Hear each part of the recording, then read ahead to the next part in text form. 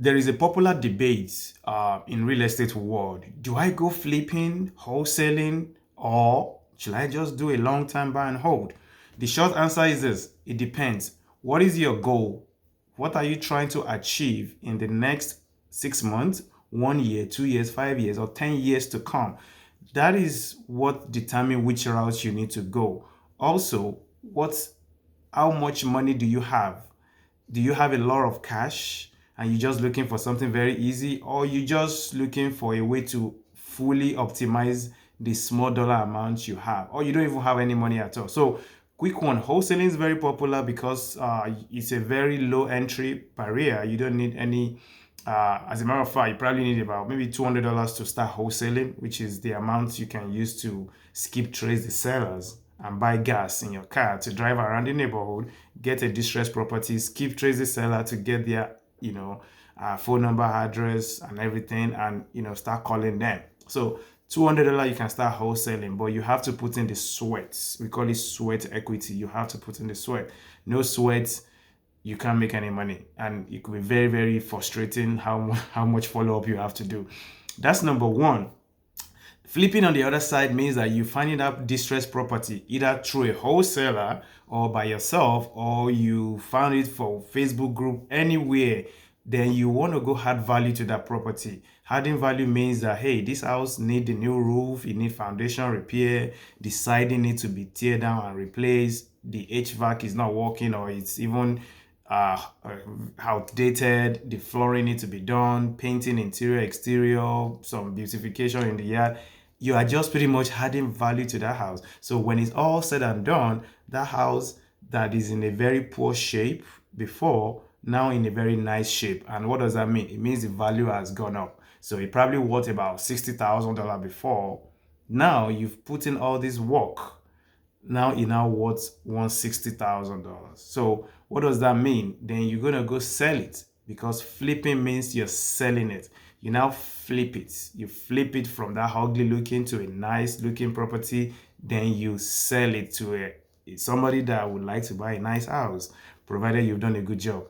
So now they buy it from you, you make a profit, you go do it again. But it is a job. You have to know which one works for you. Are you looking for passive income, or are you looking for an active income? Active income means you are actively involved doing the work. Like I said, you're going to manage contractor, you're going to face disappointments, a lot of things going to happen. And if you even don't have experience, when you open the wall of that 1950 built house, you will see a lot of surprises. You will see a lot of surprise. So that's why education is very important before you even go into this thing. Know which one works for you, and know the kind of person you are. Are you risk tolerance, or you are risk averse?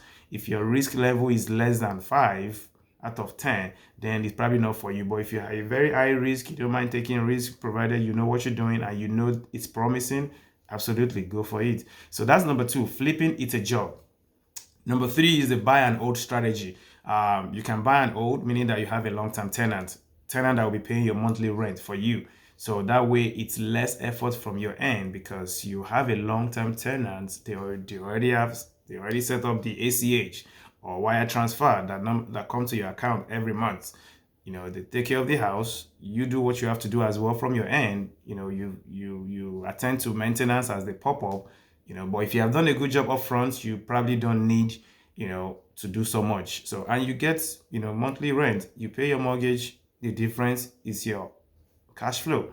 So also there is a short-term rental like Airbnb. Airbnb is also a job, but there are system around it. You can put system in place to minimize your involvement, that is your activity in managing your Airbnbs. So Airbnb is also a buy and hold strategy, but is a short term instead of a long term tenants staying there for 1 year, 2 years, 3 years.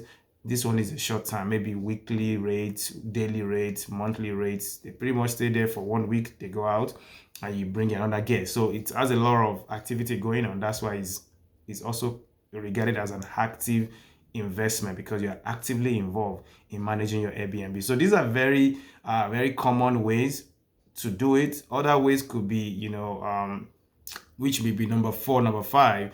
It's just passively invest your money with investment company and you get a return. So you do need to know which one works for you. Is it flipping? Is it wholesaling? Is it buy and hold long term? Or is it buy and hold short term? Or is it just, hey, I have this money sitting in my account, I will just lend it to somebody or invest it with a company and get a passive income from it. So you have to know which one works for you. You cannot do everything. If you try to do everything, you will get burned, and you get burned really bad. So that's why I always encourage education, because if you really want to do this, you need to educate yourself on which one actually work for you.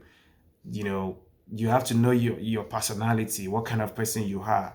You know, then when you know all those things, you'll be able to pick a niche or a strategy that works for you.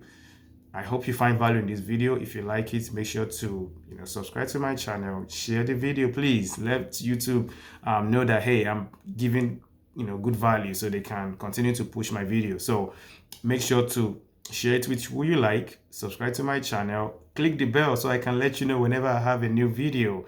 And I try my best to always drop this once in a week, or as much as I have them. So thank you so much. I hope to see you on the next one.